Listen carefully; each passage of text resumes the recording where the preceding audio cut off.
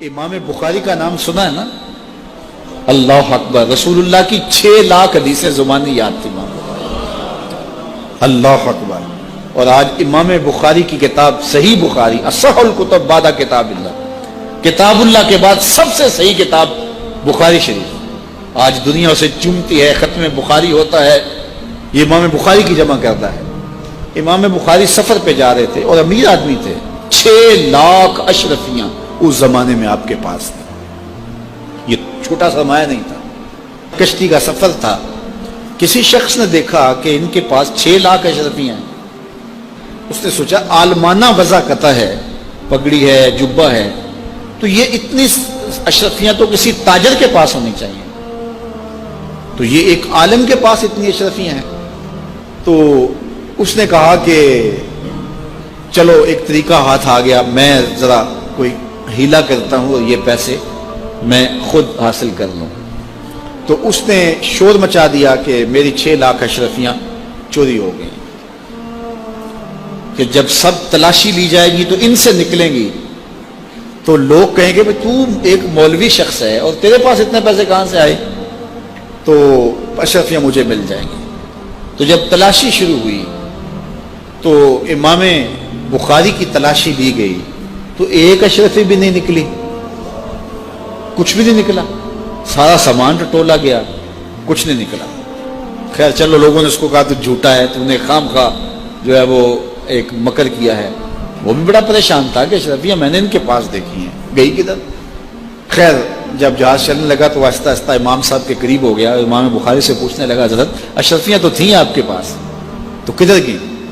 فرمایا جب تم نے الزام لگایا نا، اور مجھے پتا ہے کہ تم نے الزام کیوں لگایا ہے، میری وجہ دیکھ کے تم نے میرے سے ہتھیانا چاہا تھا، تو میں نے چپکے سے وہ اشرفیاں سمندر میں پھینک دی تھی۔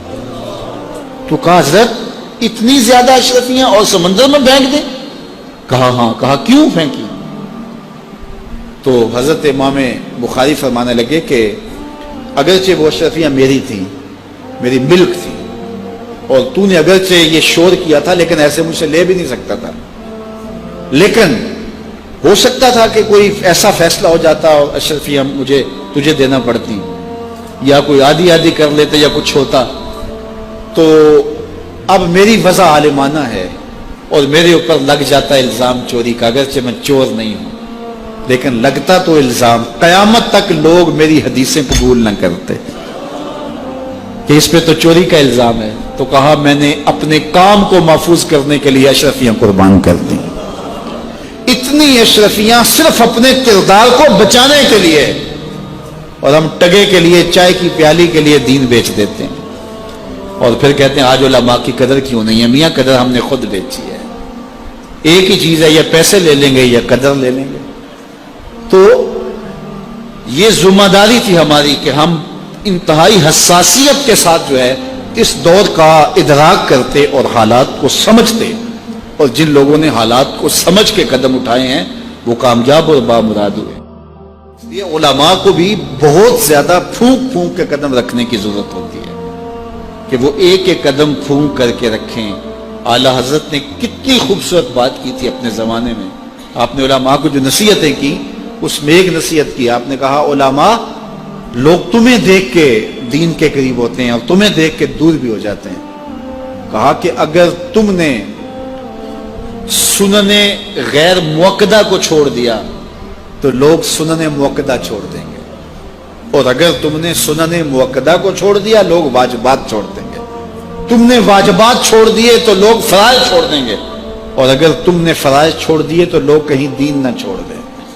اور پھر کہا اے طبقہ علماء، تم نے اگر مکروہ تنزیہیہ کا ارتکاب کیا تو لوگ مکروہ تحریمیہ میں پڑ جائیں گے، اور اگر تم نے مکروہ تحریمیہ کا ارتکاب کیا لوگ حرام میں پڑ جائیں گے، تم نے اگر حرام کا ارتکاب کیا تو لوگ کفر میں پڑ جائیں گے۔ اس لیے علماء کو آج کے دور میں نہیں، ہر دور میں اپنے کردار کو بڑا صاف رکھنا